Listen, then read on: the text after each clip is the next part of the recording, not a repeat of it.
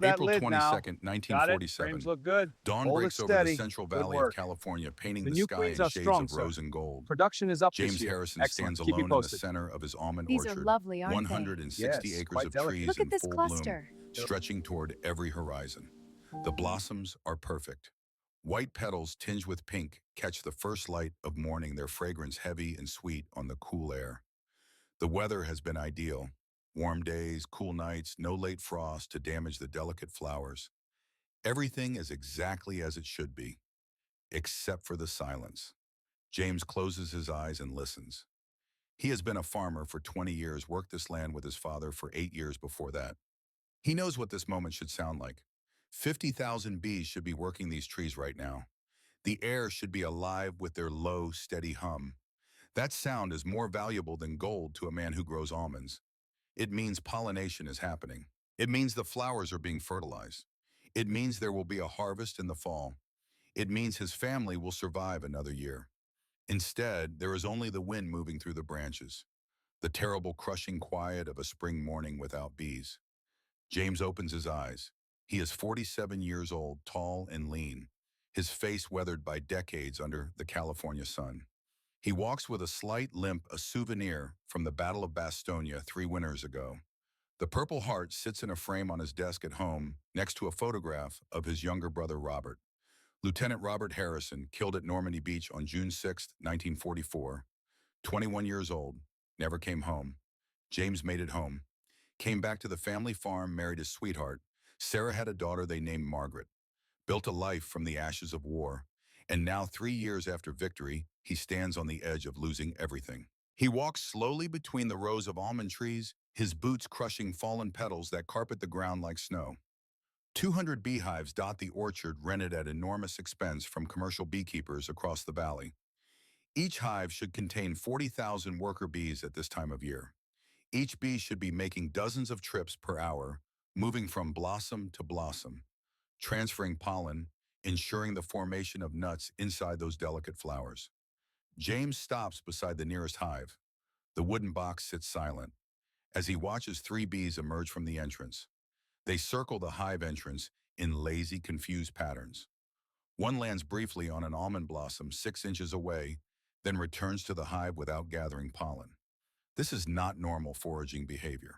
This is not normal at all. The numbers run through his head like a prayer he cannot stop reciting. $52,000 invested in this year's operation, $12,000 for the new irrigation system, $5,500 for the hives. Equipment repairs, fertilizer labor for pruning property taxes, the mortgage payment on 200 acres of land. His daughter Margaret's college fund, $1,800 saved over 10 years, set aside for her first year at Berkeley in the fall. She wants to study medicine, wants to be a doctor. She is 18 years old and brilliant and deserves every opportunity in the world. At 18 cents per pound, a good almond crop would gross $68,000. After expenses, he would clear maybe $17,000, enough to pay his debts, enough to support his family, enough to send Margaret to Berkeley, enough to sleep at night without wondering if this would be the year they lost it all. But without pollination, there will be no almonds forming inside those perfect white blossoms. Without almonds, there will be no harvest. Without a harvest, there will be no income.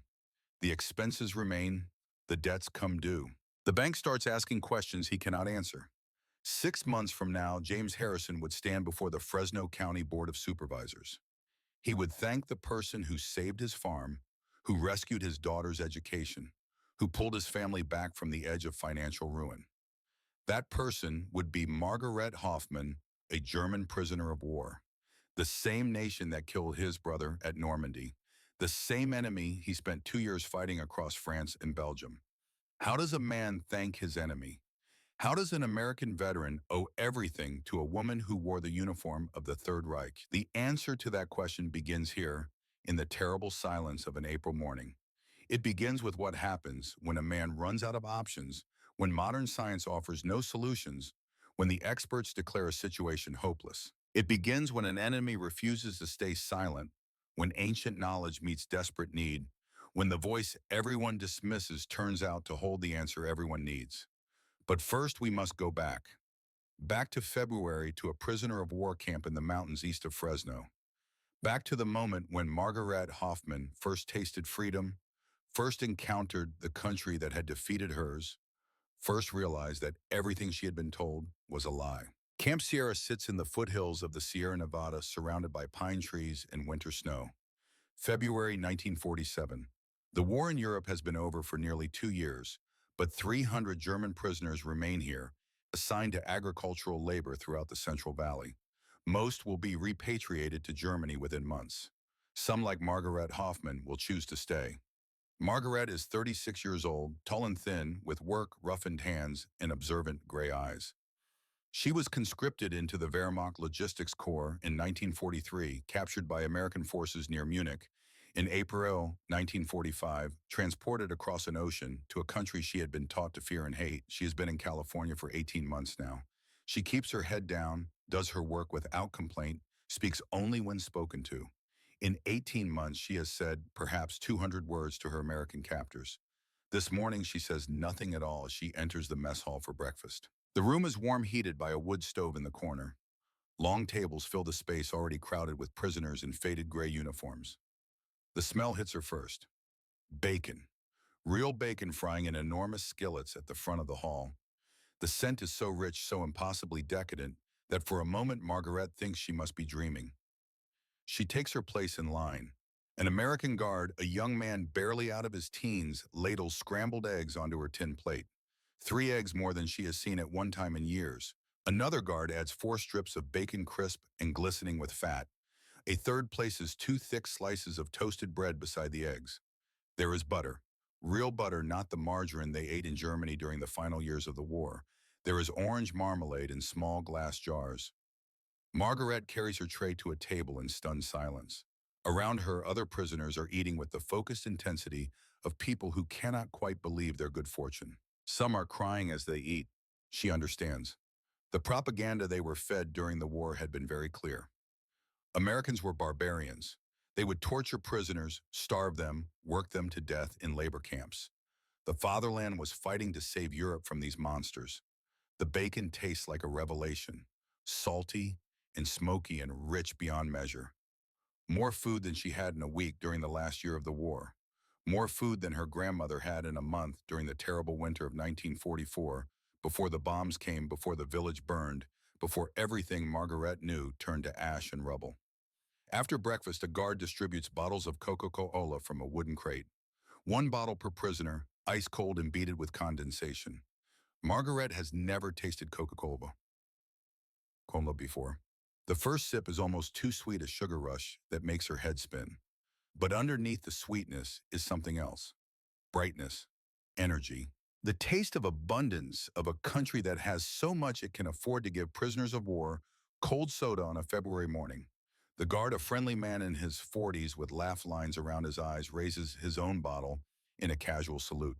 "Welcome to America, Fräulein," he says in heavily accented German. "Land of plenty."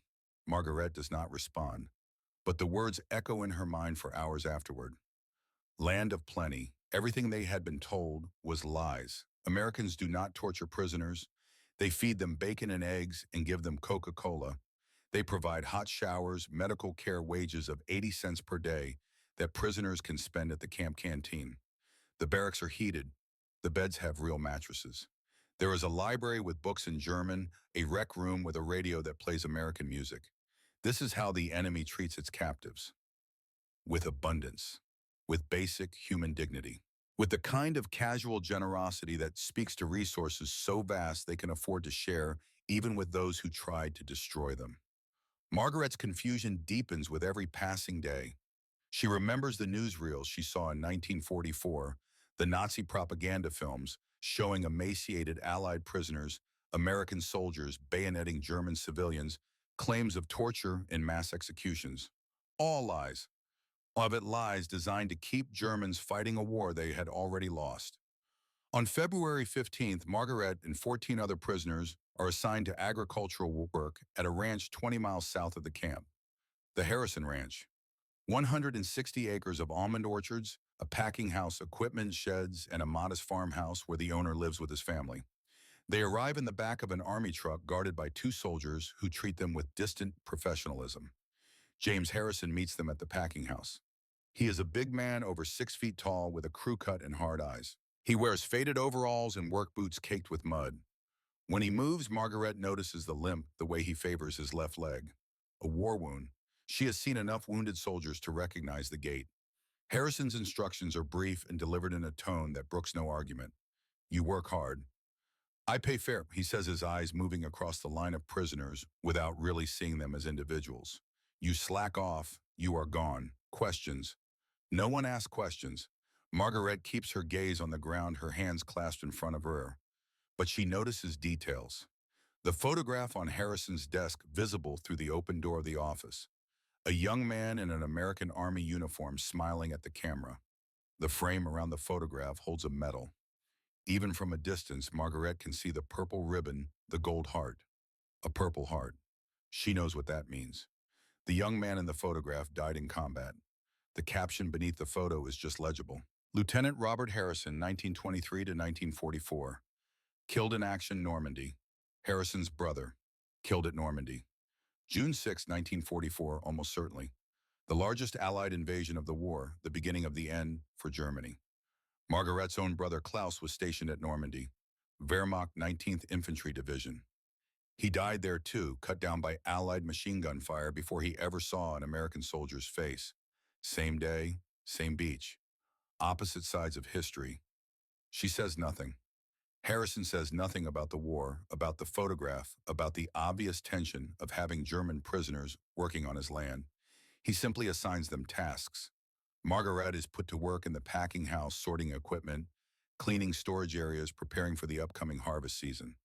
For 8 weeks, she keeps her head down and her mouth shut. She speaks maybe 20 words total. Yes, sir, I understand. May I have water? Thank you. She watches everything. Watches the workers moving through the orchard. Watches Harrison pacing between the trees with increasing agitation as February turns to March and March turns to April. Watches the beehives arrive in early April, 200 of them, each one representing a significant financial investment. And she watches the bees, or rather, she notices the absence of bees. The hives should be humming with activity as the almond blossoms open. They should be swarming the flowers, working from dawn to dusk, ensuring pollination. Instead, they are sluggish, confused, dying for reasons no one seems to understand. Margaret knows what is wrong. She has seen this before. Bavaria, 1938, when she was 27 years old and her grandmother Thea was still alive, still teaching her the old ways, still passing down 8 generations of beekeeping knowledge. The apple orchards around their village had the same problem, the same terrible silence in spring. The same farmers panicking, same experts declaring the situation hopeless. But grandmother Thea had known what to do, and she had taught Margaret, taught her everything. The 3-flower blessing and the importance of biodiversity, the simple truth that bees need variety in their diet just like humans do. Early flowers to build strength before the main bloom. Late flowers to recover afterward. Water always available, not just once a day but every hour. Wild plants along the edges. The flowers that modern agriculture dismisses as weeds, but that bees recognize as life itself. Margaret carries this knowledge like a weight in her chest. 8 generations of Bavarian beekeepers all the way back to her great-great-great-great-great-grandmother knowledge, refined and tested and proven over nearly 2 centuries. And now in California, she sees the same problem her grandmother solved in 1938. She could fix this. She knows she could fix this. But who is she to speak a prisoner? A woman. An enemy. The Americans have universities, have agricultural scientists with degrees and laboratories and modern methods. Why would they listen to a German woman with no formal education, no credentials, nothing but folk wisdom, passed down through generations of peasant beekeepers? The fear keeps her silent. Speaking up means drawing attention to herself. Attention means risk. Risk of deportation back to Germany, back to the ruins of her village, back to a country with no future and no family waiting for her. Everyone she loved is dead. Her parents killed in the bombing raids. Her brother Klaus at Normandy. Her grandmother Thea crushed under the rubble of the cottage where she had kept bees for 60 years. So Margaret stays silent and watches Harrison's orchard die. Watches his face grow more haggard with each passing day. Watches the tension in his shoulders, the way he stands alone in the orchard at sunset, hands clenched into fists, jaw tight with barely controlled fear. She knows that look. She wore that look herself in the winter of 1944, watching her village burn, knowing that everything her family had built over generations was turning to ash, powerless to stop it. April 22nd. The county agricultural agent arrives at 2 in the afternoon. A young man named Philip Warren, who graduated from UC Davis 3 years ago. He walks the orchard rows with Harrison and another farmer, a Chinese-American man named David Wong, who owns the adjacent property. Margaret watches from the packing house window as they examine the hives, check the blossoms, make notes on clipboards. She is close enough to hear when Dr. Warren delivers his verdict. His voice carries across the yard, flat and clinical, the tone of someone who has learned to deliver bad news without emotion. Bee colony collapse, he says, cause unknown. Could be disease, could be pesticide, drift from the cotton fields to the south, could be weather patterns affecting food sources before the almond bloom. Could be a combination of factors. But whatever the cause, there is nothing you can do about it now.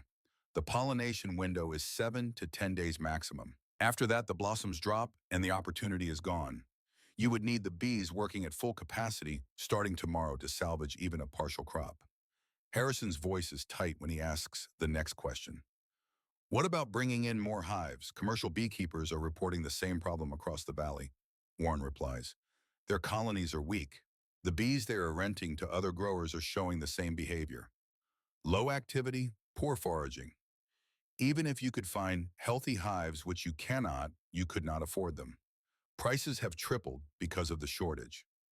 There is a long silence. Through the window, Margaret watches Harrison's shoulders slump. She knows what he is thinking, knows the calculations running through his head, the investment that is about to vanish, the debts that will come due, the daughter who will not go to college, the farm that will be lost. So we just give up, Harrison says. It is not quite a question, more like a statement of defeat. Warren's face shows genuine sympathy. Start planning for next year, he says. Apply for an agricultural disaster loan if you need to. The bank will probably work with you on the mortgage if you explain the situation. It is not your fault. This is hitting growers across the valley. After Warren leaves, Harrison and Wong stand by the fence line between their properties. Margaret cannot hear what they are saying, but she can read their body language. Two men watching their futures disappear. Two farmers who have worked their entire lives to build something, now facing the loss of everything because of forces beyond their control. David Wong walks back to his own orchard as the sun begins to set. Harrison stands alone, his silhouette dark against the orange sky. He stays there for a long time, not moving, just staring at the trees that were supposed to save him. This is the moment, right here. Margaret feels it like a physical pressure in her chest. If she does not speak now, Harrison will lose his farm. His daughter will not go to college. Wong will default on his loan. A dozen families who depend on the harvest for their livelihoods will suffer. And her grandmother's knowledge, the wisdom of 8 generations, will die with her because she was too afraid to share it. She thinks of Omathea, 80 years old and defiant, standing up at the village meeting in 1938, despite the rules that said women could not speak. Thinks of her grandmother's last words before the bombs came. Thailand nicht horten Margarete. Share, do not hoard. Knowledge that is not shared dies. Knowledge that is shared lives forever. Margarete wipes her palms on her work dress. Her heart is pounding so hard she can feel it in her throat. She has not initiated a conversation with an American in 18 months, has not volunteered information, has not offered advice, has not drawn any attention to herself whatsoever. But this is bigger than fear. This is about honoring the dead, about ensuring that Grandmother Thea's wisdom survives, that Klaus's memory means something, that all the suffering and loss was not completely meaningless. She walks out of the packing house. Her legs feel unsteady, but she forces herself to keep moving. Harrison is still standing by the orchard edge, his back to her. The light is fading fast now, the sky turning from orange to purple. Mr. Harrison, she says. Her voice comes out smaller than she intended, barely above a whisper. Sir, may I speak with you about the almond trees? He turns slowly. In the dim light, she can see the frustration on his face, the exhaustion, the edge of anger that comes from a day of terrible news. His eyes narrow when he sees her. One of the German prisoners, the quiet one who never speaks. What could she possibly have to say that matters? What about them? His tone is sharp, not cruel exactly, but not patient either. The day's disappointment sits heavy on him, and he has no energy left for pleasantries. Margaret almost retreats, almost turns and walks away, returns to silence, lets the moment pass. But she thinks of the bees dying, thinks of Omathea's cottage in ruins, thinks of Klaus bleeding out on Normandy Beach, thinks of all the knowledge that has already been lost to war in silence, in fear. I have seen this problem before, she says, forcing her voice to be steady, to be clear. In Bavaria, my family farm, we had orchards also, apple trees, plum trees, and bees, many bees. Sometimes the bees would disappear, stop working the blossoms, but we knew how to bring them back. Harrison's expression does not change. There is skepticism in his eyes, the natural reaction of a practical man to claims that sound too convenient, too simple. The university says there is nothing to do, he says. The county agent just told us the season is lost. The university knows modern methods. Margaret agrees carefully. This is not modern. This is traditional, very old, from my grandmother's grandmother. 8 generations of my family kept bees. We learned what works. Something in her voice makes Harrison pause. Maybe it is the quiet certainty. Maybe it is the way she holds herself despite being a prisoner, speaking to her captor. Maybe it is simply desperation making him open to possibilities he would normally dismiss. He has fought Nazis, buried his brother, survived a war. He is not a man who scares easily, but he is scared now, scared of losing everything he has built, and fear has a way of making people listen to voices they might otherwise ignore. All right, he says finally. His tone is still skeptical, but there is a thread of something else underneath. Curiosity, maybe? Or just the faint, desperate hope of a drowning man reaching for anything that might keep him afloat. Show me. They walk together toward the irrigation ditch that marks the boundary between Harrison's property and Wong's. The ditch banks are overgrown with wild plants, mustard with bright yellow flowers, wild radish with white and purple blooms, lupine showing the first hints of blue. Things most farmers consider weeds nuisances to be mowed down and eliminated. Margaret kneels beside a patch of wild mustard. She cups one of the flower clusters in her palm, careful not to damage the delicate petals. The last light of day catches the yellow blooms, makes them glow like small suns. You see this, she says, looking up at Harrison. To you, this is a weed. To the bees, this is life. It is a weed, Harrison says, but there is less certainty in his voice now. Something about the way she touches the flowers, the reverence in her gesture, makes him hesitate. Margaret stands brushing dirt from her knees. She gestures at the ditch banks stretching in both directions, at the wildflowers blooming thick along the edges. Your almond trees bloom in March, yes? Harrison nods. But what did the bees eat in January and February? What did they eat to build their strength before the almonds bloomed? The beekeepers feed them sugar water over winter, Harrison says. Standard practice. Margaret shakes her head slowly. Sugar water is survival, not strength. In Bavaria, my family planted flowers that bloomed in early spring before the fruit trees. Crimson clover in February, Phacelia in March. The bees would build their colonies strong on these flowers. By the time the apples bloomed, the hives were large, healthy, ready to work. She points back at the almond orchard, at the perfect white blossoms that are dying for lack of pollination. Your trees bloom early, too early. There are no other flowers yet for the bees to build their strength. They come out of winter weak, and you ask them to pollinate when they are still hungry.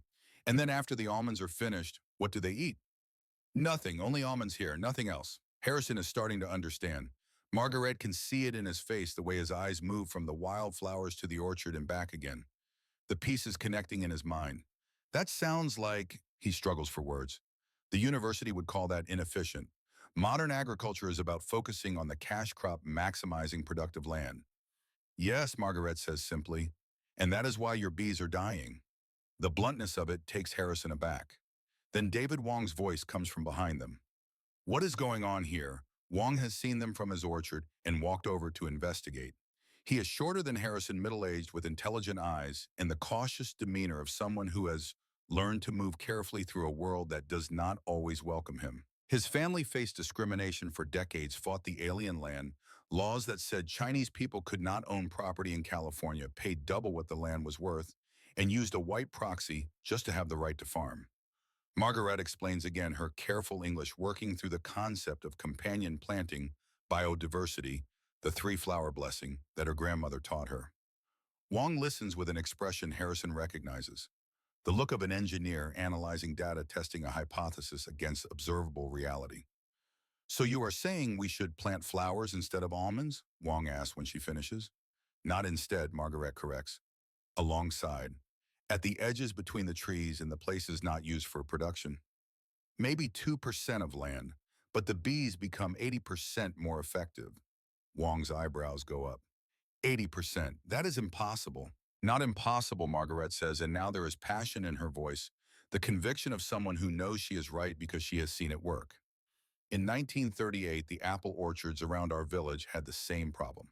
The bees stopped working. Farmers were panicking. But my grandmother, she planted the flower borders in February before spring.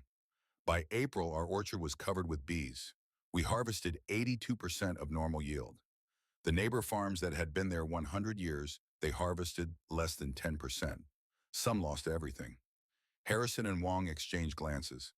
This sounds too simple, too easy. The kind of folk wisdom that modern agriculture has moved past for good reason. But the woman standing before them has conviction in her eyes. And they have nothing to lose. What exactly would we plant, Harrison asks. And when Margaret's face lights up with something that looks like hope. For here, California, I would suggest. She pauses, thinking about the climate, the growing season translating from Bavarian conditions to Central Valley conditions. Crimson clover for February. Blooming fast-growing easy makes nitrogen for soil. Bees love it very much.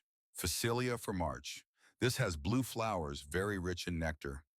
Borage for April through June. Keeps the bees healthy after almonds are finished. We are already in late April, Wong points out. Too late to plant anything for this year. Margaret nods, her brightness fading slightly. Yes, too late to plant, but not too late to save what is already growing. She points at the wild mustard, the radish, the lupine growing thick along the ditch banks. These are blooming now, wildflowers. Your workers cut them down to keep the farm looking clean, yes. Harrison nods. We mow the ditches every 2 weeks, standard maintenance. Don't, Margaret says simply. Let them grow. Let them bloom thick and heavy. The bees will find them, will feed on them, will build their strength. Then they will return to the almonds stronger. It seems absurdly simple. Stop mowing the weeds, that is the solution.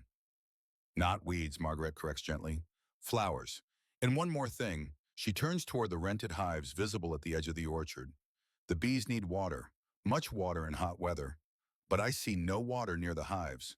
The beekeepers are supposed to provide that, Wong says. They bring water when they service the hives. Every few days, Harrison adds. Margaret shakes her head. Not enough. On hot days, a hive needs water every hour. The bees fly to find it, waste energy, sometimes drown in your irrigation ditches. We need water stations, small pans very shallow with pebbles or sticks, so the bees can land safely and drink. Harrison looks at Wong. Wong looks back. The absurdity of taking agricultural advice from a German prisoner of war, a woman who was their enemy 2 years ago, hangs unspoken between them. But the county agent said the season was lost. The university has no solutions. And this woman speaks with the certainty of someone who has seen her methods work across generations. How many water stations would we need, Wong asks. One for every 4 or 5 hives, Margaret says. Maybe 50 stations for your orchards combined. We could do that this afternoon, Harrison says slowly. Old pie tins, fill them with water and pebbles. And the wild areas, Wong asks. We tell the workers not to mow. Harrison says, see what happens. They stand there for a long moment. 3 people from 3 different worlds brought together by desperation and the slim hope that old knowledge might save what modern science has abandoned. The sky is almost dark now, stars beginning to appear overhead. Somewhere in the distance, an owl calls. The almond blossoms release their fragrance into the cooling air. All right, Harrison says finally. We will try it. Wong nods. I am in too. Margaret smiles, the first real emotion Harrison has seen from her in 8 weeks. Thank you, she says quietly. Thank you for listening. They implement the changes that same afternoon, working by the light of electric lanterns as darkness falls. Harrison gathers his crew of 18 workers, explains that the wild areas are not to be mowed until further notice. Some of them look at him like he has lost his mind. Letting weeds grow on a well-managed farm goes against everything they have been taught, but they follow orders. Wong does the same with his crew of 12. Then both men spend the rest of the evening setting up water stations. Old baking pans serving trays, anything shallow enough for a bee to land in safely. Fill with water, add pebbles and small sticks for landing platforms, place them near the hive locations. By the time they finish, 63 water stations dot both orchards, glinting in the moonlight. Harrison finds Margaret in the packing house cleaning tools before heading back to camp. "We did what you suggested," he says. "The wild areas are protected. Water stations are in place," good Margaret says. "Now we wait. 2 days, maybe 3. You will see changes. And if we don't," Margaret meets his eyes. "Then I was wrong. Then I will apologize for wasting your time and giving you false hope. But I am not wrong, Mr. Harrison. I have seen this work too many times to doubt it." Harrison nods and leaves. He does not sleep much that night. The numbers keep running through his head. 7 days left in the pollination window. $52,000 invested. Margaret's college fund. The farm his father built his grandfather, before that 3 generations of Harrisons working this land. All of it balanced on the slim hope that a German prisoner knows something the experts missed. The first day, April 23rd, shows no visible change. The hives are still mostly quiet. The few bees that emerge still circle listlessly before returning. Harrison walks the orchard at dawn, at noon, at sunset. Nothing. Wong calls in the evening. "Any change on your side?" "Nothing." "Same here." The second day brings doubt. The wild mustard along the ditches has grown noticeably thicker without the regular mowing, the yellow flowers more abundant. But the bees are not working them, at least not in numbers that matter. Maybe a dozen bees across 100 yards of bloom. Harrison stands by a water station and watches. No bees come to drink. He finds himself thinking about his brother Robert. Wonders what Robert would have done in this situation. Robert was the smart one who went to college before the war, who read books and asked questions and never just accepted what he was told. Robert would have listened to Margaret, Harrison thinks. Robert would have been curious, would have wanted to understand how 8 generations of knowledge could solve a problem that modern science could not. But Robert is dead, has been dead for 3 years, and Harrison is alone with a decision that might cost him everything. 7 days left, then 6. The blossoms are at peak bloom now, perfect and fragrant and dying unpollinated. In 5 more days they will begin to drop. The window will close. The season will be lost. Harrison does not know if ancient Bavarian wisdom can save him. Does not know if he was foolish to trust an enemy reckless, to ignore the experts desperate to grasp at folk remedies. All he knows is that tomorrow morning he will walk out to the orchard again. Will listen for the sound of bees. Will hope against hope that silence is not all that remains. The third day arrives with the weight of crushing disappointment. April 25th. James Harrison wakes before dawn as he has done every morning for 20 years. He lies in bed listening to the silence, that terrible absence of sound where 50,000 bees should be humming. Sarah sleeps beside him, her breathing quiet and steady. She has not asked about the farm in 3 days. She knows better. Can read the tension in his shoulders, the worry lines deepening around his eyes. She knows they are close to losing everything, and there are no words that will make that easier to bear. Harrison dresses in the dark and walks out to the orchard. The air is cool, the sky just beginning to lighten in the east.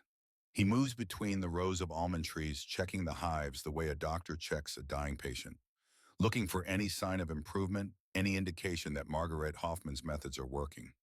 Nothing has changed. The hives sit quiet. A few bees emerge as the temperature rises, but they move with the same listless confusion they have shown for 2 weeks. They circle the hive entrances without purpose, land briefly on blossoms without gathering pollen, return to the darkness of the hive as if the very act of living has become too exhausting to continue.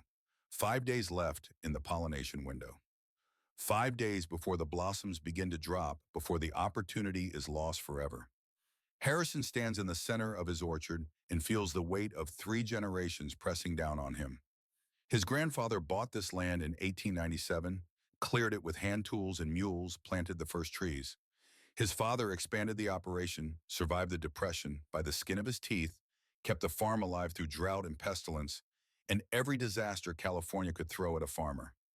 And now Harrison, the 3rd generation, the war hero, with the Purple Heart, and the dead brother is going to be the one who loses it all. The wild mustard along the irrigation ditches has grown thick and lush without the weekly mowing. Yellow flowers carpet the banks bright as gold in the morning light, but the bees ignore them. The water stations sit full in unused small pools reflecting the sky, waiting for visitors that never come. Harrison walks back to the house as the sun breaks the horizon. He has to tell Sarah, has to sit down with Margaret and explain that there will be no Berkeley, no medical school, no future beyond whatever jobs an 18-year-old girl can find to help support a family sliding into bankruptcy. He has to call the bank, start the conversation about extensions and restructuring and all the desperate negotiations of a man who has run out of options. But first he has to know, has to hear it from Margaret herself, has to look in her eyes and see if she still believes, or if she too has realized that her grandmother's wisdom does not translate across oceans and generations, that what worked in Bavaria in 1938 cannot save California in 1947. He finds her in the packing house, and what he sees stops him in the doorway. She is sitting on an overturned crate, not working her head in her hands. Her shoulders are shaking. She is crying soft sobs that she is trying to muffle, trying to hide from the world. This is the first time Harrison has seen any real emotion from her since the day she arrived. For 8 weeks she has been a silent presence, efficient and unremarkable, asking nothing and offering nothing. Now she looks broken. "It is not working," Harrison says. He does not mean to be cruel, but the words come out harder than he intends. 3 days and nothing. Margaret looks up. Her face is wet with tears, her eyes red. "I was so certain," she says, her voice thick with grief. In Bavaria, it worked by day 2, always by day 2. Harrison feels his anger soften despite himself. She is suffering too. Whatever her reasons for offering to help, she genuinely believes she could fix this. And now she is facing the same crushing reality he is. Failure, loss, the death of hope. Maybe California bees are different, he says more gently now. Maybe the climate, the conditions. Maybe it just does not translate. Margaret shakes her head. No. The principles are universal. Bees need the same things everywhere. Food diversity, water habitat. It should work. She looks at him with desperate eyes. Unless I remembered wrong. Unless I failed to teach you correctly.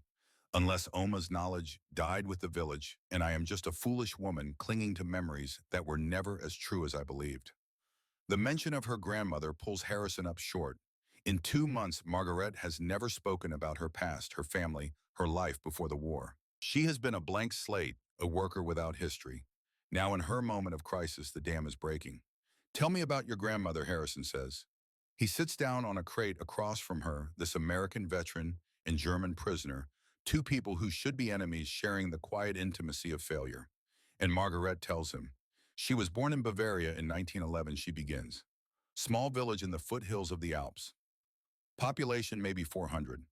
Her family had kept bees for as long as anyone could remember. 8 generations, all the way back to her great-great-great-great-great-grandmother in the 1780s. Each generation passing the knowledge to the next. How to read the weather. How to understand the bee's behavior. How to work with nature instead of against it. Her grandmother Thea was born in 1858, lived through 2 world wars, through the unification of Germany, through the collapse of the empire and the rise of the Republic, and then the madness of the Third Reich. Through all of it, she kept her bees, taught her children and then her grandchildren the old ways. The 3-flower blessing, the importance of biodiversity, the understanding that bees are not machines to be controlled, but partners to be supported. In 1938, Margaret was 27 years old, working the family orchard with her father and her younger brother Klaus. That spring, the bees stopped working. All across the region, orchards fell silent. The apple blossoms opened and waited and received no visitors. Farmers panicked. Men gathered in the village square, discussing the crisis, debating solutions. The agricultural experts from Munich came and took samples and made measurements and declared the problem unsolvable. But Grandmother Thea stood up at the meeting, 80 years old, bent with age, but fierce with conviction. In that village, women did not speak at public meetings. It simply was not done. Custom and propriety and the weight of tradition said that men discussed important matters and women kept silent. Oma Thea did not care about tradition. She stood in the center of the square and told them what to do.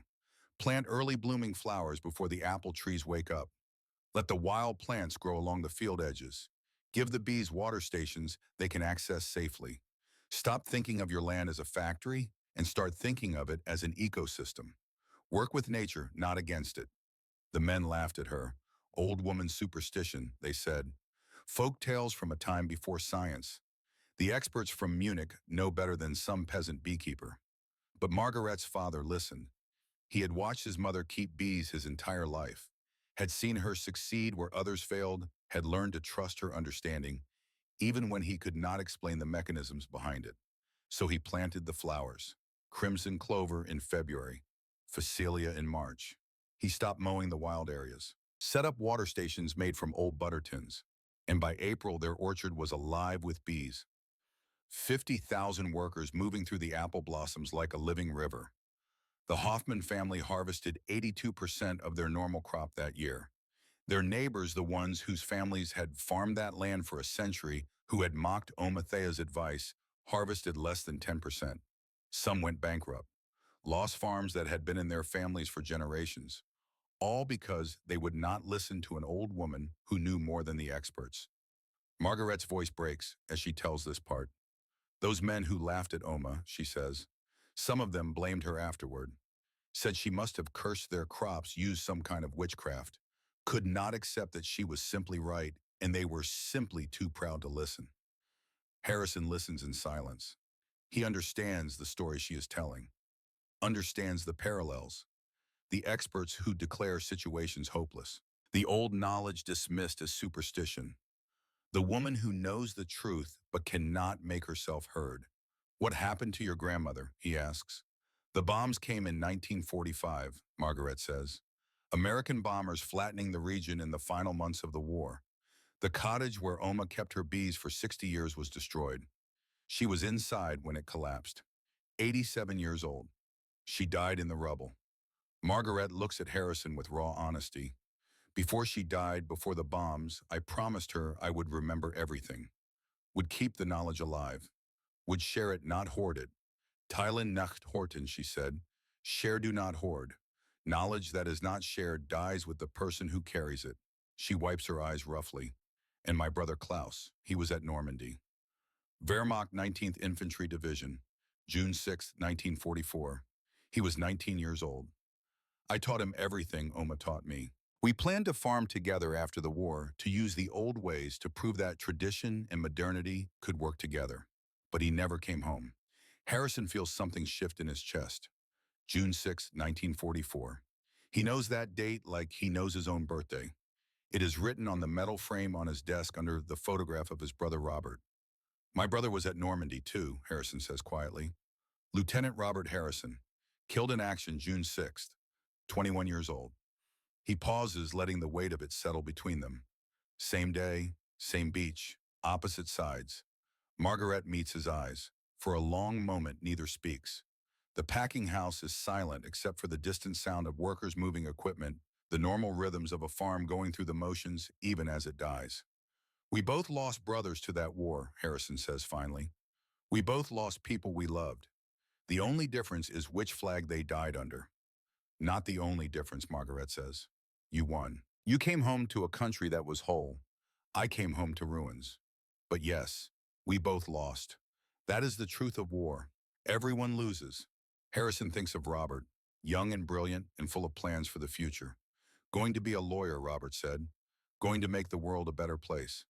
But the world took him instead, buried him in French soil, left only a medal and a photograph, in a hole in the Harrison family that will never be filled. Let's wait one more day, Harrison says. He surprises himself with the words, surprises himself with the decision. But looking at Margaret's grief, understanding now what she is carrying, he cannot bring himself to declare it over. Not yet. Your grandmother's wisdom deserves that much. One more day. Why, Margaret asks. Why do you still believe when nothing has changed? Because you do, Harrison says. And because I think Robert would have listened to you. He was always the one who asked questions, who looked for answers in unexpected places. He would have wanted to know about the 3-flower blessing, about 8 generations of knowledge. He would have been curious. He pauses. And I think he would have been right to be curious. Margaret nods slowly. Thank you, she whispers. Thank you for listening, even when it looks like I was wrong. Get some rest, Harrison says, standing to leave. Tomorrow might surprise us. But he does not believe it. Not really. He is simply too tired to give up completely, too worn down to make the final admission of defeat. So he gives himself one more day. One more morning of checking the hives. One more walk through the orchard listening for bees that will not come.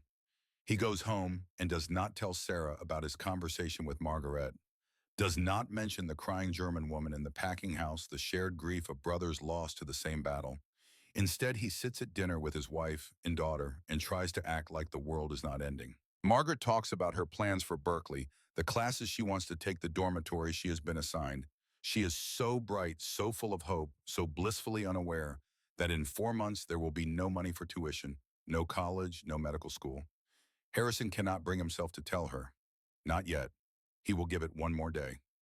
The fourth day dawns clear and warm. April 26th.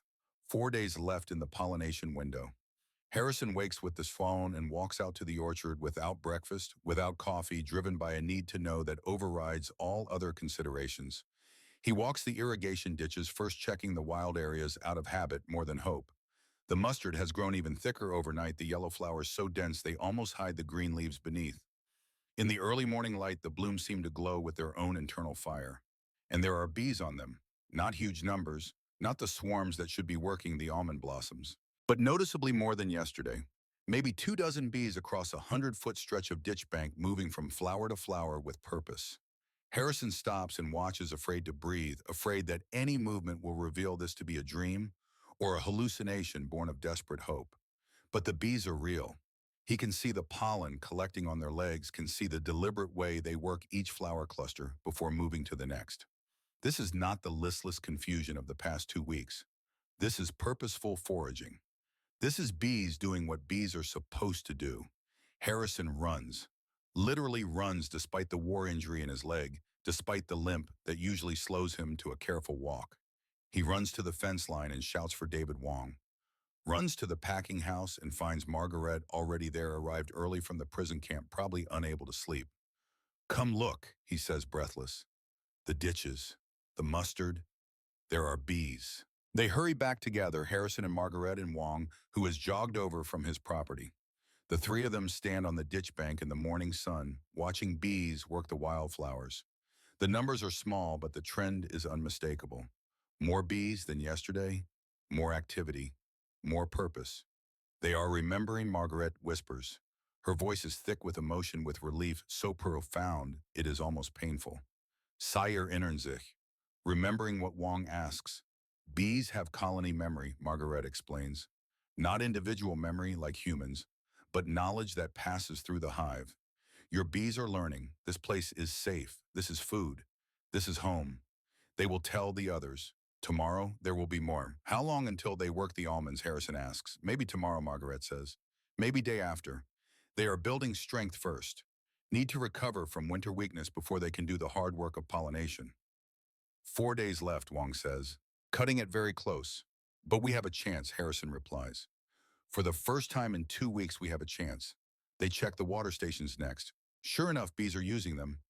Not many yet, but enough to confirm that the system is working. Small visitors land on the pebbles, drink deeply, take flight again. The stations that were empty yesterday now show the faint evidence of bee traffic. Tiny footprints in the water film. Pollen grains left behind on the rocks. Harrison goes home and eats breakfast for the first time in days. Sarah looks at him across the table, reading something different in his face. Is it getting better? She asks carefully. Maybe, he says. We will know more tomorrow. The fifth day is the breakthrough. April 27th. Harrison wakes to a sound he had begun to think he would never hear again. The hum. Faint, still not the full chorus of a healthy orchard, but unmistakable. Thousands of bees working their wings, creating that low, steady frequency that every farmer knows means pollination is happening. He runs outside in his undershirt, not bothering to dress fully. Sarah comes to the door and sees him standing in the yard, head tilted back, eyes closed, listening. She understands immediately, puts a hand to her mouth, starts to cry.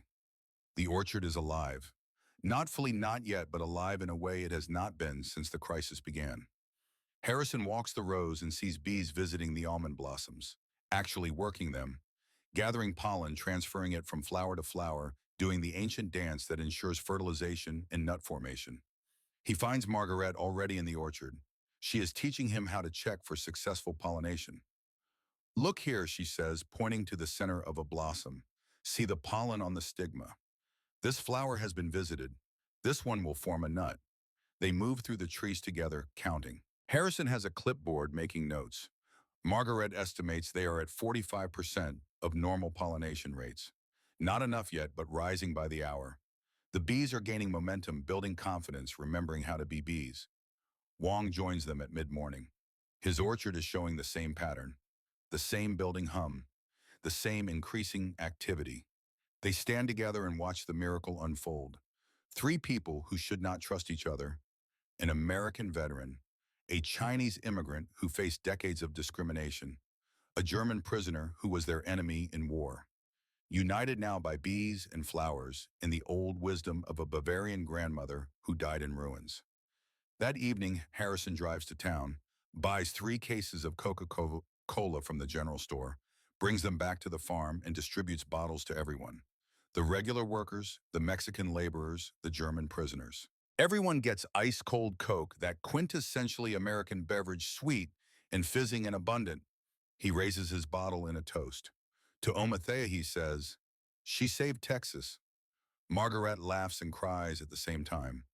To Oma, she agrees, touching her bottle to his. The other workers join in. To the bees, to the flowers, to the crazy idea that actually worked. The prisoners are hesitant at first, not sure if they are allowed to celebrate, not sure if this counts as fraternization. But Harrison makes it clear. Tonight there are no prisoners and guards.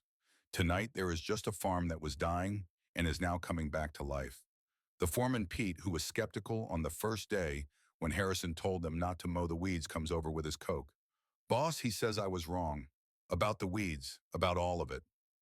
"We were all wrong," Harrison replies. "The university was wrong. The county agent was wrong. I was wrong for not listening sooner." He nods toward Margaret. "She was the only one who was right. The German woman saved us." One of the Mexican workers says, his English heavily accented, but his meaning clear. "La señora Greta es sabia." Mistress Greta is wise. Margarete ducks her head, embarrassed by the praise but glowing with quiet pride. "This is why I stayed," she says softly. "This is why I chose America. Because here people listen. Here knowledge matters more than who your family was or what uniform you wore." The celebration continues into the evening. Someone produces a harmonica. There is music and laughter and the feeling of disaster narrowly avoided. Harrison stands apart for a moment, watching his workers and the prisoners mingling, sharing Coca-Cola and stories, the barriers of nationality and status temporarily forgotten in the relief of survival. This is what Robert would have wanted, he thinks. Not eternal hatred, not holding grudges across generations, but people finding common ground, learning from each other, building something better than what the war destroyed. The 6th day brings acceleration. April 28th. Pollination rates jump to 75% of normal. The orchard is loud now, humming with life, thousands upon thousands of bees moving between the wildflowers and the almond blossoms in an endless circuit. Harrison can see the pattern Margaret described. Bees feed on the mustard and radish, building strength and gathering diverse nutrients. Then they work the almonds. Then back to the wild plants. A sustainable cycle powered by biodiversity. Margaret explains the biology to Harrison and Wong as they walk the orchards. Almonds provide pollen and nectar, but only one type. Like humans eating only bread. The wildflowers provide variety, different minerals, different proteins, different compounds that bees need for colony health. Strong bees produce more young. More young means more workers. More workers means better pollination. It becomes a positive feedback loop, so monoculture starves the pollinators. Wong says understanding, and biodiversity feeds them. Exactly, Margaret confirms. Modern agriculture tries to control nature, eliminate complexity, but nature requires complexity to thrive. You cannot have healthy bees in a biological desert. Harrison thinks about this, about the university teaching efficiency and yield maximization, about decades of agricultural science focused on bigger, faster, more productive. and about an 87-year-old Bavarian woman who understood something the experts missed. That productivity requires partnership, that you cannot take from nature without giving back. That the old ways sometimes work better than the new because they were refined over centuries of observation and adaptation. The seventh day is vindication, April 29th. Harrison walks every section of his orchard with a clipboard counting bees per tree, checking pollination rates, making careful notes. The numbers are undeniable. 85% of normal pollination. Across 160 acres, bees are working at near optimal efficiency. He does the math. Projected harvest, assuming no catastrophes, between now and fall, 87% of original estimate. Gross income, $59,000. Net profit after expenses, around $16,500. Margaret's tuition covered. Banknote paid. Equipment loans current. The farm saved. Harrison sits under an almond tree and lets himself feel it. The overwhelming relief. The gratitude so intense it makes his hands shake. 3 weeks ago, he was staring at total financial ruin. Today, he is looking at survival, at continuation, at being able to pass this farm to the next generation instead of losing it to foreclosure. He finds Margaret during her lunch break. She is sitting in the shade of the packing house, eating a sandwich, looking peaceful in a way he has never seen before. "It is working," he says, simple words. "Universe of meaning. I told you," Margaret replies, smiling through fresh tears. "The bees just needed what they always needed. How did you know it would work this fast?" "Because I saw it. When I was 16, Oma showed me. When I was 23, I did it myself. When I was 30, I taught it to Klaus." She pauses, her voice catching. "I do not know if he ever got to use the knowledge, if he ever made it home from Normandy to farm again. But I know it works. That is enough." Harrison does something unprecedented. He sits down beside her. Employer and prisoner, but in this moment, just two people who have been through crisis together and survived. "Thank you," he says. "I don't know if we are supposed to thank prisoners of war, but I am thanking you anyway. You saved my farm, my daughter's future, everything." "You are welcome, Mr. Harrison," Margaret says quietly. "Knowledge should help people. It does not matter who shares it or who receives it, only that it is shared." They sit in comfortable silence for a while. Then Harrison stands. There is work to do. Always work to do on a farm. But for the first time in weeks, it is work undertaken with hope instead of desperation. Word spreads quickly through the farming community. By evening of the seventh day, William Fletcher shows up at Harrison's fence. Fletcher owns 200 acres to the east, is a distant cousin of Harrison's, and 3 days ago was mocking him for letting weeds grow and trusting a German woman. Now Fletcher stands with his hat in his hands looking embarrassed. "Duke," he says, using the nickname from childhood, "I owe you an apology. Your orchard is humming. Mine is still dead silent." Harrison could gloat, could throw Fletcher's mockery back in his face, could make him beg, but he thinks of Margaret's words. Knowledge should help people. It does not matter who shares it. Talk to Margaret, Harrison says. She will explain it. Stop mowing your wild areas. Set up water stations. Give it a few days. Fletcher looks uncomfortable. The German woman, the prisoner. I said some things. About trusting Krauts. About your brother. My brother would have listened to her, Harrison says firmly. Robert was always the one who looked for truth instead of holding on to pride. You want to save your farm, you will do the same. Fletcher nods, chastened. Where is she packing house? Harrison watches as Fletcher walks over, hat still in hand, approaching Margaret with the humility of a man who has run out of options. Watches as Margaret explains the method again, patient and thorough, showing no resentment toward the man who mocked her days ago. This is grace, Harrison thinks. This is what it looks like when people choose understanding over revenge. Fletcher implements the changes that same evening. By May 2nd, 4 days later, his orchard shows significant improvement. 60% pollination rates and climbing. He calls Harrison to report the results, his voice full of wonder. It works, he says. I cannot believe it, but it works. Fletcher tells his southern neighbor. She tells her cousin. He tells his congregation at church. By May 8th, 9 growers in the immediate area have adopted the method. All of them seeing improvements. All of them spreading the word further. The Bavarian method, they start calling it. After the German woman who brought it to California. Some add their own variations. larger water stations made from horse troughs with floating boards for the bees, patches of barrage planted for late-season support, crimson clover seeded in preparation for next February. The method is evolving, adapting to local conditions, just as Margaret said it would. The principles are universal, but the application can be flexible. Each farmer making it their own, each orchard becoming a laboratory for rediscovering what Omathea knew in 1938, that working with nature produces better results than working against it. That biodiversity is not inefficiency, but rather the foundation of resilience. That sometimes the old ways are old because they work. On May 8th, Dr. Philip Warren returns for his follow-up inspection. He arrives expecting devastation.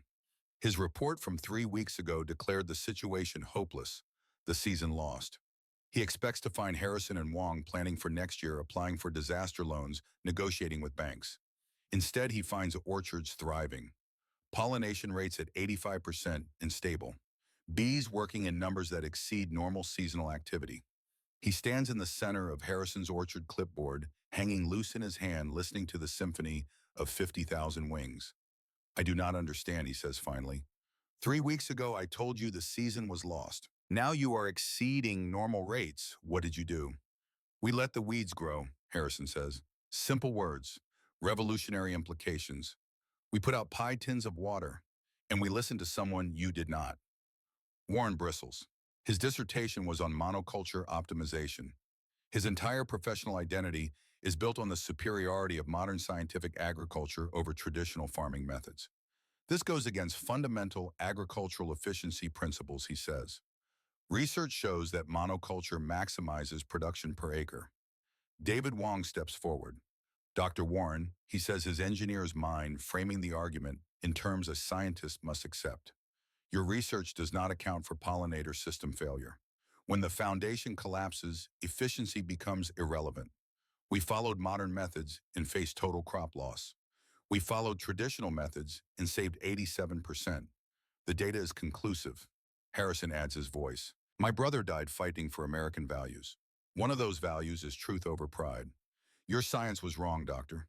Margaret Hoffman's grandmother was right. You can admit it or you can keep losing crops. Warren swallows hard. His pride wars with his scientific integrity. But in the end, integrity wins. I need to report this to UC Davis, he says quietly. They will want to investigate. You tell them to talk to Margaret Hoffman, Harrison says. She is the one who knew what to do. Not me, not you. Her. Warren nods, makes notes on his clipboard, asks detailed questions about implementation timing costs.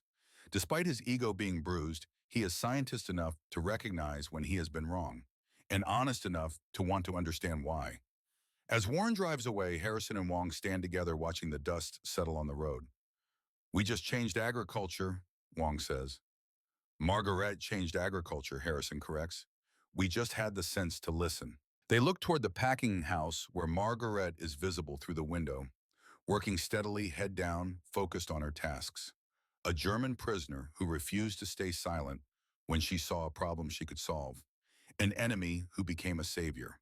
A woman carrying 8 generations of knowledge who found the courage to share it even when the world was not ready to listen. Tomorrow, Harrison thinks he will start the paperwork to hire her permanently. Not as a prisoner, not as temporary labor, but as an agricultural consultant. Full-time, fair wage, official recognition of her expertise. Because America should value contribution over origin. Should reward knowledge regardless of who carries it. Should understand that sometimes the answer everyone needs comes from the voice everyone dismisses. The bees hum, the flowers bloom, the harvest will come. And in the space between disaster and salvation, 3 people from 3 different worlds have found common ground. They have learned to listen to the bees. And in doing so, they have learned to listen to each other. Late May 1947, 3 agricultural scientists arrived from UC Davis in a black Ford sedan. Dr. William Foster leads the team, a man in his early 50s with gray at his temples and the careful neutrality of someone who has spent his career navigating the politics of academic agriculture. With him are Dr. Sarah Chen Young, and sharp-eyed a specialist in pollination ecology, and Dr. Robert Martinez, whose research focuses on sustainable farming practices that most of the industry considers impractical idealism. They spend 4 hours interviewing Margaret Hoffman in a borrowed office at the County Agricultural Extension. The room is small and hot in afternoon sun streaming through windows that have not been washed in months.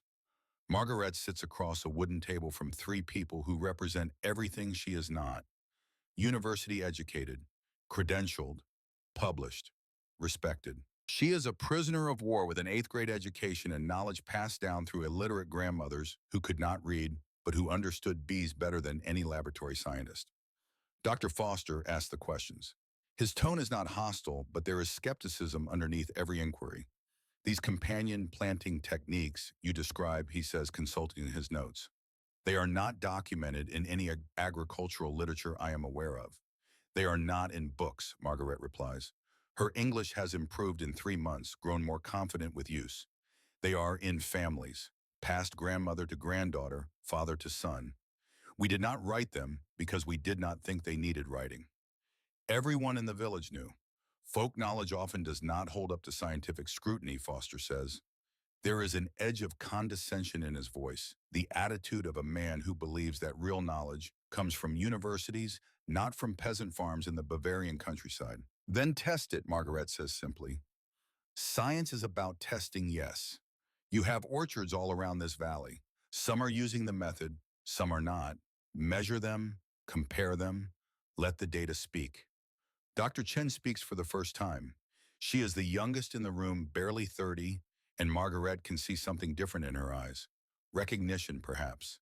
The understanding of what it means to be dismissed because of who you are rather than what you know. We are already collecting data, Chen says. Preliminary results are compelling. Foster shifts uncomfortably.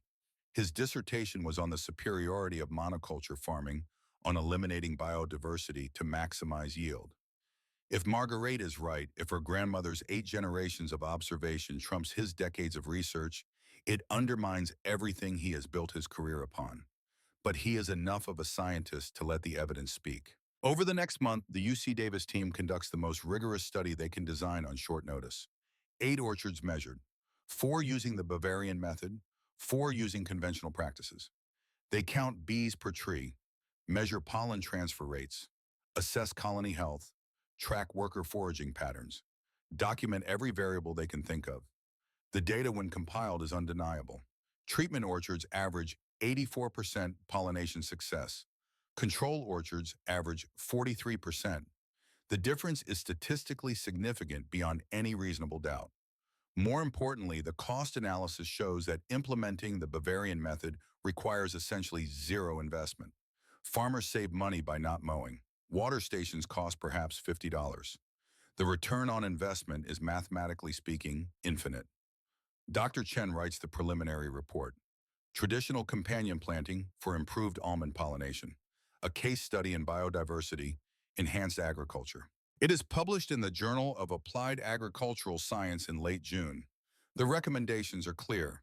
California growers should consider implementing the wildflower margins as standard practice. The economic benefits far outweigh the negligible costs. The article credits Margaret Hoffman, agricultural consultant, as the primary source of the traditional methods described.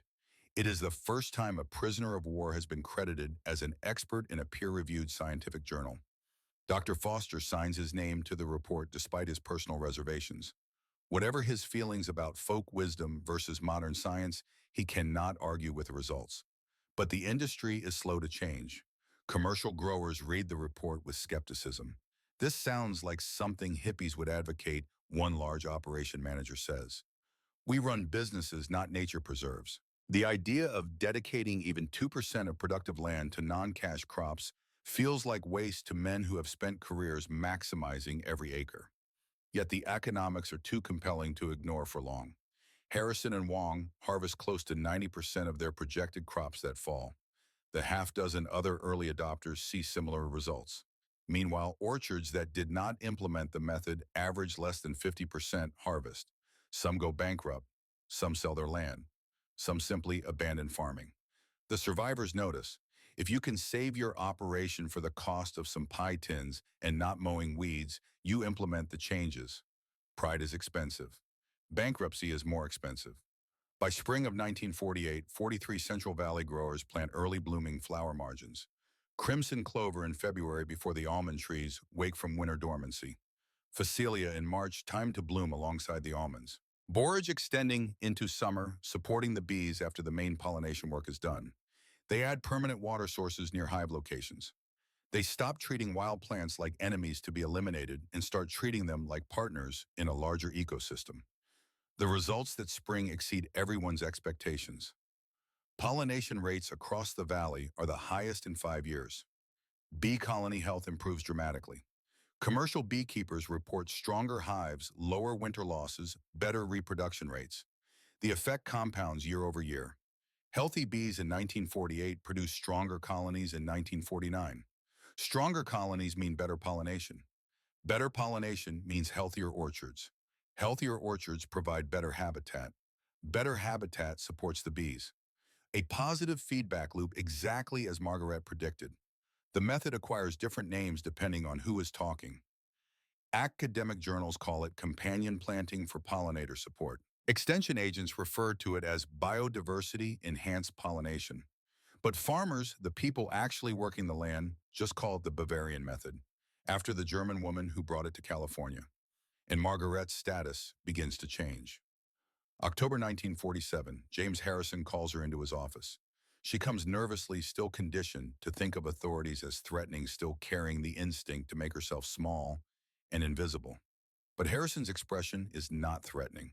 He looks almost embarrassed, like a man about to do something that makes him uncomfortable, but that he knows is right. "I want to hire you," he says without preamble, "not as prison labor, as a consultant.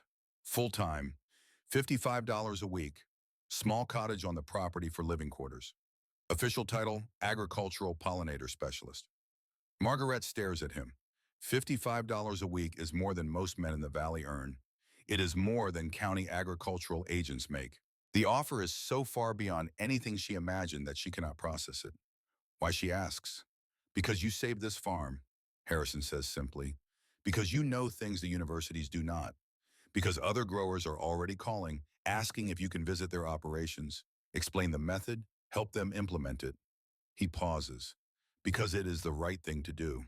"I am still a prisoner," Margaret points out. "Technically. Germany has surrendered, but most POWs have not yet been repatriated. Apply for immigration status." Harrison says, "I will sponsor you. We will get you permanent residency, then citizenship if you want it. But regardless, you work for me now as a consultant, not as a prisoner." "Understood." Margaret nods, not trusting her voice. This is America, she thinks. This is the country that feeds prisoners bacon and Coca-Cola, that pays fair wages, that judges people by what they contribute rather than where they came from. This is why she chose to stay rather than return to the ruins of Bavaria. By 1950, Margaret is consulting for 40 farms across the Central Valley. She spends her days driving from orchard to orchard in a truck Harrison bought for her use, teaching the three-flower blessing, explaining biodiversity principles, helping farmers understand bee behavior from a perspective built on generations of observation rather than laboratory analysis. She is patient, thorough, willing to explain the same concepts over and over until they make sense. The farmers respect her. Not at first, not all of them, but eventually. Some are uncomfortable taking advice from a German woman, from a former enemy, from someone without credentials. But Margaret lets the results speak for themselves. Orchards that implement her methods thrive. Orchards that ignore her struggle. Economics overcomes prejudice more effectively than any argument could. She earns a reputation. The bee woman, they call her, bee woman. Some say it with affection, some with lingering suspicion, but all with a grudging respect for someone who clearly knows her subject. She charges $3 to $5 per farm visit, modest fees that add up. By 1952, she is earning more than she ever imagined possible, saving most of it living simply in her cottage on the Harrison property.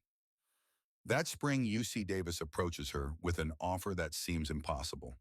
Join the Agricultural Extension Program as a specialist in traditional farming methods. Salary $78 per week. Office on campus. Travel budget. Research support. Official recognition as an expert whose knowledge deserves to be preserved, studied, shared. Margaret accepts. On her first day walking across the UC Davis campus, where 5 years earlier, She was dismissed as an ignorant prisoner. She thinks of Omathea, thinks of her grandmother standing in the village square at 80 years old speaking truth to men who would not listen. Thinks of Klaus, who died before he could use the knowledge she taught him. Thinks of all the generations of Hoffman women who kept bees in obscurity, whose wisdom was never written down, never credited, never valued beyond the boundaries of a small Bavarian village. Until now, until America. Until a country desperate enough to listen, humble enough to learn, generous enough to reward contribution regardless of origin. April 15th, 1953, Fresno County Courthouse. Margaret Hoffman stands before a federal judge for her naturalization ceremony. She is 42 years old. She has lived in America for 8 years, been a free woman for 6 of them, and earned respect that would have been impossible in the country of her birth. James Harrison stands beside her as sponsor and witness. David Wong is there as well. Margaret Harrison, now a sophomore at UC Berkeley, studying pre-medicine, has come home for the ceremony. 15 other immigrants are naturalizing the same day. Germans, Italians, Mexicans, Chinese. People from a dozen countries who have chosen America, who want to become part of this grand experiment in democracy and opportunity. Judge Thompson is an older man, mid-60s, with kind eyes and a Navy veteran's bearing. He looks over Margaret's application, reads through the documentation, then looks up at her with an expression she cannot quite interpret. "Miss Hoffman," he says, "you came to this country as a prisoner of war. Many Americans lost loved ones fighting your nation." He pauses. "Why should we grant you citizenship?" The courtroom goes quiet. This is not the standard question. Usually the naturalization ceremony is routine ceremonial, a formality. But Thompson is making Margaret work for this, making her justify why a former enemy deserves to become an American. Margaret has practiced her answer, has refined it over weeks of thinking about what America means to her, what it has given her, what she wants to give back. Her English is good now, nearly fluent, but she still chooses her words carefully. "Because America gave me a chance, Germany never did," she begins. Her voice is steady but emotional. "In my village, women could not speak at farming meetings, could not own property, could not teach men anything, even when we knew the truth, and they did not. My grandmother's wisdom, 8 generations of knowledge, was called old wives' tales, was dismissed as superstition, was never valued beyond our family." She pauses, gathering her thoughts. Here, that wisdom saved farms, saved families, saved livelihoods. And people listened, not because I had a degree or a title or the right family name, but because what I knew worked, because I could contribute. That is the American dream, yes, that what you can do matters more than who you were born to be. Judge Thompson nods slowly but says nothing, waiting for her to continue. "In Germany, I was a beekeeper's daughter," Margaret says. "Nothing more. Here I am, a researcher, a consultant, a teacher. I have an office at the university. Farmers call asking for my advice. Students want to learn what my grandmother taught me." She feels her voice growing stronger, more passionate, not because of my name or my family or my connections, because of what I can contribute. She takes a breath. "Mr. Harrison's brother married at Normandy. So did mine. Same day, same beach, opposite sides. In Germany, that would mean we are eternal enemies, that we could never trust each other, never work together, never see each other as anything but threats." Her eyes meet Harrison's across the courtroom.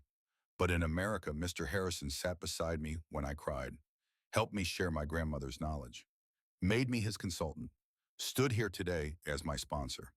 She turns back to the judge. "That is why I want to be American, because America believes people can change, can become more than their past, can contribute regardless of where they came from or what flag they once served." The courtroom is silent. Judge Thompson removes his glasses, wipes them slowly, puts them back on. When he speaks, his voice is rough with emotion. "Miss Hoffman," he says, "those are the best reasons I have ever heard for granting citizenship." He signs the papers with a firm hand, stamps them official. "Welcome to the United States citizen." The relief that floods through Margaret is so intense it makes her knees weak. She accepts the certificate with shaking hands. Harrison hugs her, which still feels awkward and too informal, but also deeply American, this casual physical expression of emotion. Wong shakes her hand warmly. "Welcome home, Greta." he says, using the nickname that has gradually replaced the formal Margaret. Welcome home. The words echo in her mind. Home, not Bavaria with its ruins and ghosts, not Germany with its shame and destruction, but California, America. This place that took an enemy and made her family. After the ceremony, they go to a diner in downtown Fresno. Harrison insists on treating everyone to lunch.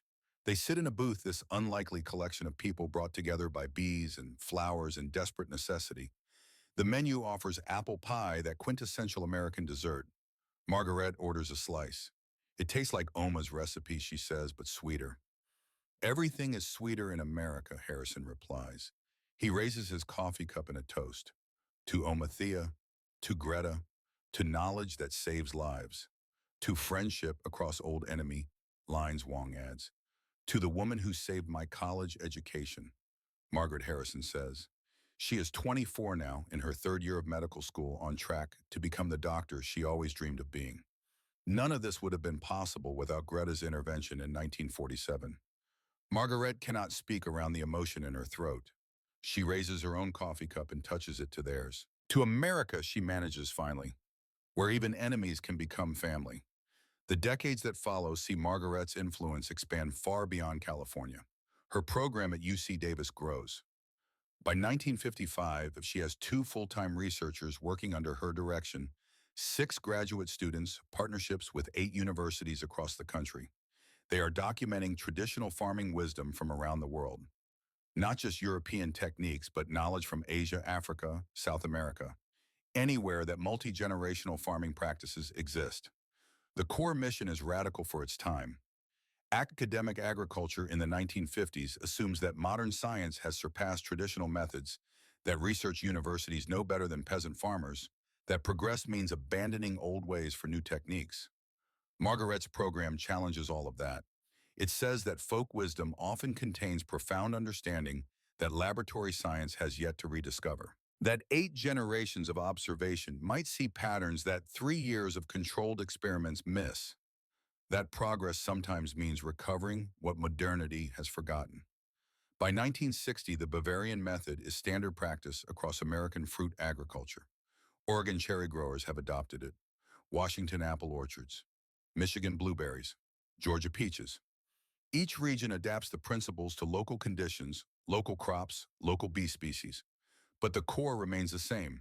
Early flowers to build pollinator strength, main crop flowers for the work of pollination, late flowers for recovery and preparation for winter. Water always available. Biodiversity treated as asset, not liability. The economic impact is measured in tens of millions of dollars annually. Crops that would have failed are succeeding. Orchards that would have declared bankruptcy are thriving. Families that would have lost multi-generational farms are building wealth to pass to their children. All because one German woman refused to stay silent when she saw a problem she could solve. All because 2 American farmers were desperate enough to listen to an enemy. In 1964, Margaret helps found the California Pollinator Alliance, a nonprofit organization dedicated to protecting and supporting bee populations through biodiversity-enhanced agriculture. She serves as its first scientific director. The organization works with farmers, conducts research on bee health, and behavior advocates for policies that protect wild bee populations and their habitats. It grows rapidly. By 1968, there are chapters in 14 states. The environmental movement is gaining momentum across America, and Margaret's research provides scientific validation for what environmentalists have been arguing: that working with nature's patterns is more sustainable than trying to dominate or control them. That biodiversity is not inefficiency, but the foundation of resilience. That the old ways often work better than the new, because they were refined over centuries of trial and error.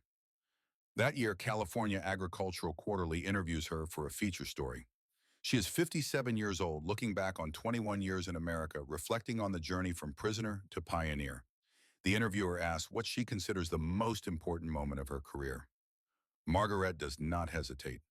April 22nd, 1947, she says, the day I decided to speak up, the day I offered to help even though I was a prisoner, even though I was a woman, even though I knew the farmers might laugh at me, might dismiss me as ignorant, even though the university had declared the situation impossible.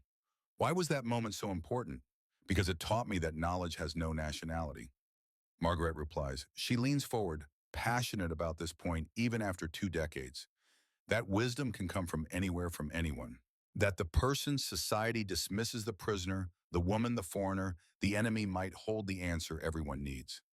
She pauses, choosing her words carefully. It taught me that expertise is not about credentials. My grandmother never went to university, could barely read, but she understood bees in a way that modern scientists were only beginning to rediscover. That understanding was valuable. It deserved to be heard. And what about America specifically, the interviewer asks. What did this country teach you? Margaret smiles. That for all its problems, all its imperfections, America is a place where contribution matters more than origin, where a German prisoner can become a university researcher, where old knowledge is respected alongside new discoveries, where the impossible becomes possible if you are brave enough to share what you know and humble enough to learn from others. Summer 1970. Margaret receives a letter from the Bavarian Agricultural Ministry. Her village, destroyed in the war, has been rebuilt over the past 25 years. They want her to return as a consultant, to teach German farmers the methods that American agriculture now uses, to bring back the wisdom that left with her in 1945. She is 59 years old, has not returned to Germany in 25 years. The prospect terrifies her. What if seeing the ruins breaks something inside her that has finally healed? What if the ghosts are too heavy to bear? But Harrison, now 70 and retired from active farming, encourages her to go. Take the knowledge home, he says. Show them what their daughter accomplished in America. Margaret flies to Munich in July, rents a car and drives to her village, now rebuilt with modern efficiency, clean and prosperous, but somehow soulless compared to the place she remembers. The cottage where Omathea kept bees for 60 years is gone. In its place is a memorial garden dedicated to those lost in the war. There is a plaque. Thea Hoffman, 1858 to 1945, master beekeeper. Margaret stands before it and cries. For Oma, for Klaus, for her parents, for everyone who did not survive to see what their knowledge became. She teaches a seminar for 40 Bavarian orchard owners. The irony is not lost on anyone. American agricultural methods based on Bavarian traditional wisdom being taught to Germans by a former German who became American. The men in the audience, some of them old enough to remember Omathea, listen with a mixture of shame and wonder. We should have listened to Frau Thea back then, one elderly farmer says. But we thought we knew better. Everyone always thinks they know better. Margaret replies gently. That is why knowledge must be shared loudly, repeatedly, persistently. Because the default human response is to dismiss what we do not understand. She visits Klaus's grave, brings wildflower seeds, and scatters them over the earth. Klaus, she whispers, I kept our promise. The knowledge lives. It saved California. It is saving the world. You would be proud. But when the seminar ends and the ministry offers her a permanent position, generous salary, comfortable life in the country of her birth, Margaret declines. California is home, she tells them. America is where I became myself. That is where I will stay. She returns to Fresno in August. Harrison picks her up at the airport now, using a cane but still driving despite Sarah's protests. How was it, he asks. Necessary, Margaret says. But home is here. With you, with David, with everyone who listened when it mattered. They drive back to the Harrison farm in comfortable silence. The orchards are thriving, buzzing with late summer bee activity. Wild borage blooms purple along the irrigation ditches. Water stations glint in the sun. Everything Omathea taught her made permanent and visible, and proven across thousands of acres. Home, Margaret thinks. This is home. August 12th, 1978. Margaret Hoffman dies peacefully in her sleep at age 67. She has lived in California for 31 years, most of that time in the small cottage on the Harrison property that she made her own. She never married, never had children of her own, but she has more family than blood could have provided. The farmers she taught, the students who learned from her, the researchers who built on her work. Her funeral draws over 500 people. They gather at the Fresno Community Church on a hot summer morning, filling the pews and spilling out into the parking lot.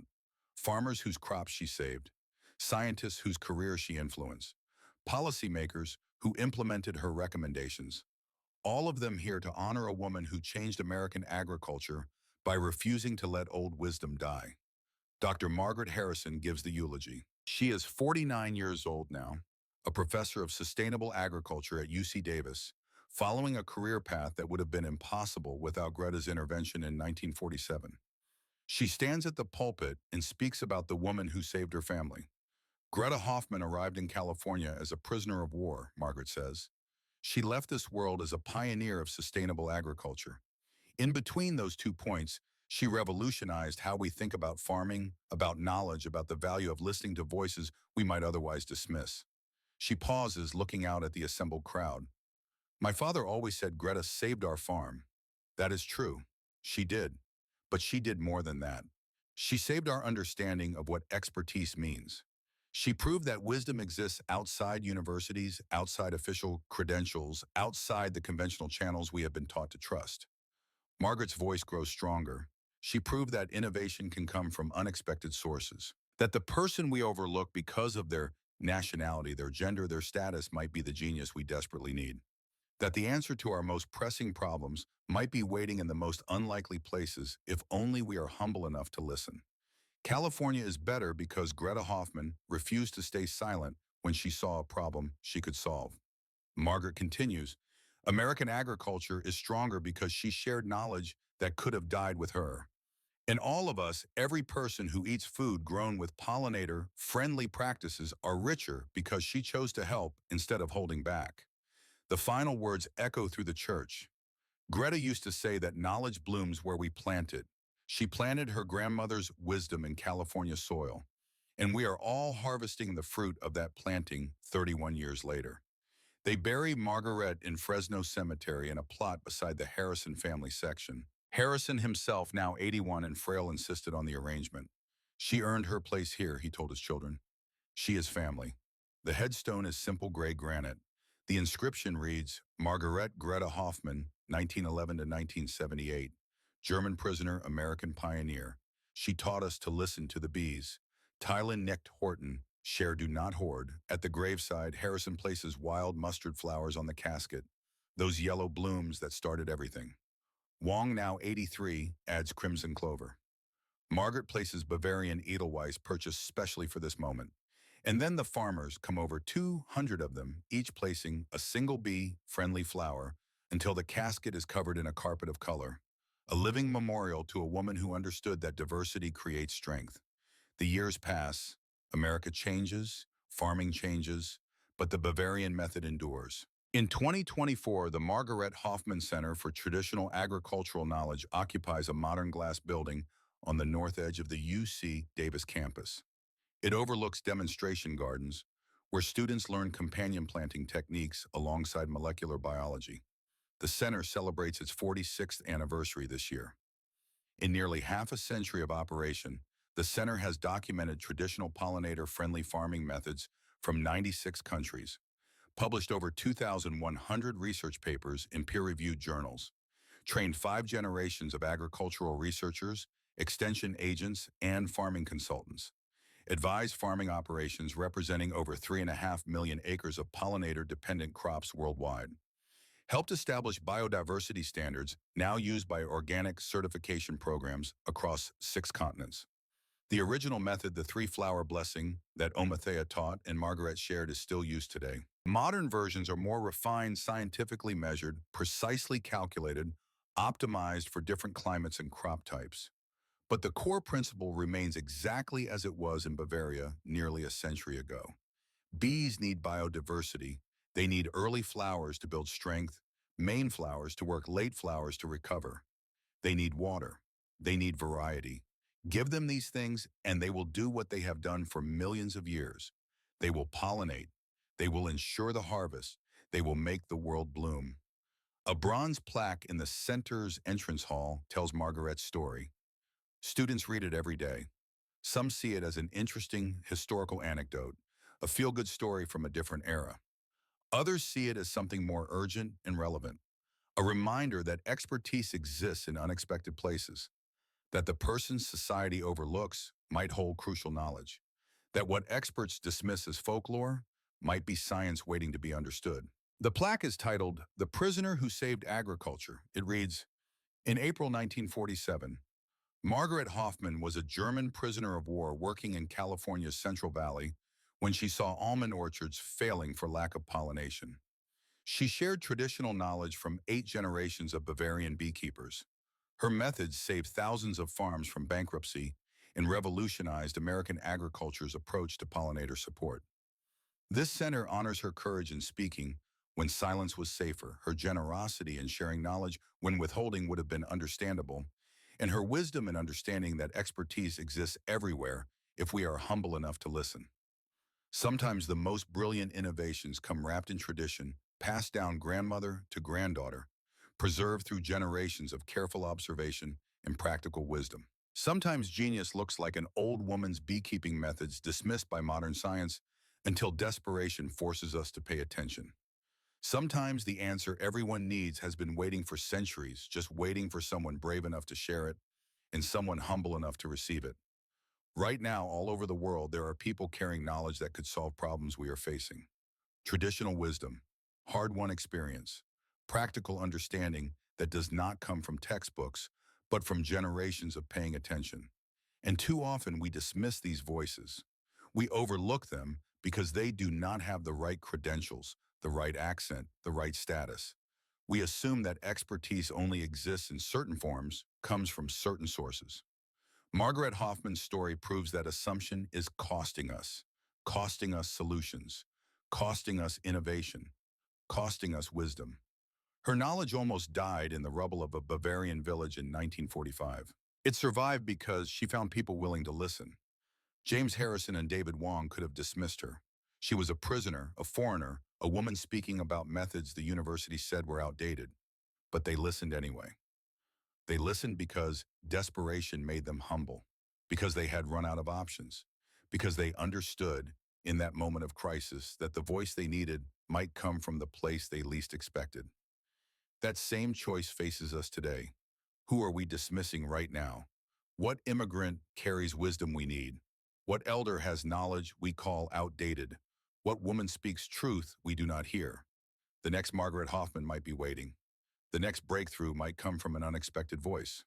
The question is simple. Are we listening, or are we letting genius die in silence because we are too proud to hear it, too certain of our own expertise to recognize wisdom in unfamiliar forms?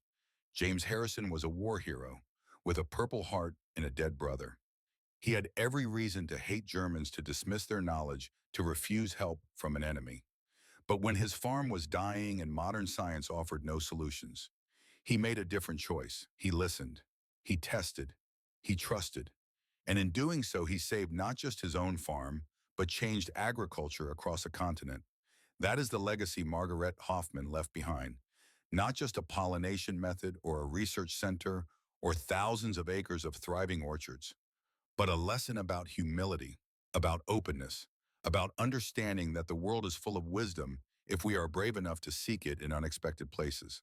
Knowledge blooms where we plant it. Sometimes the most fertile ground is the place we least expect. Sometimes the teacher we need most is the one we almost ignored. Sometimes salvation comes from listening to the enemy who became family, the prisoner who became pioneer, the dismissed voice that turned out to hold the truth everyone needed. The bees still hum in California's Central Valley. The wildflowers still bloom along the irrigation ditches. The 3-flower blessing still works, still saves crops, still proves that ancient wisdom and modern science can work together when we let them. And somewhere perhaps Omathea is smiling. Her knowledge did not die with her village, did not disappear in the rubble and ruin of war. It crossed an ocean, saved a country, changed the world. 8 generations of Bavarian beekeepers, their wisdom now feeding billions. Because one woman refused to stay silent, because 2 men chose to listen, because America, for all its flaws, sometimes gets it right, sometimes values contribution over origin, sometimes rewards knowledge regardless of who carries it, sometimes proves that the impossible becomes possible when we are humble enough to learn from each other. The harvest continues, the bees work, the flowers bloom, and the lesson remains. Listen.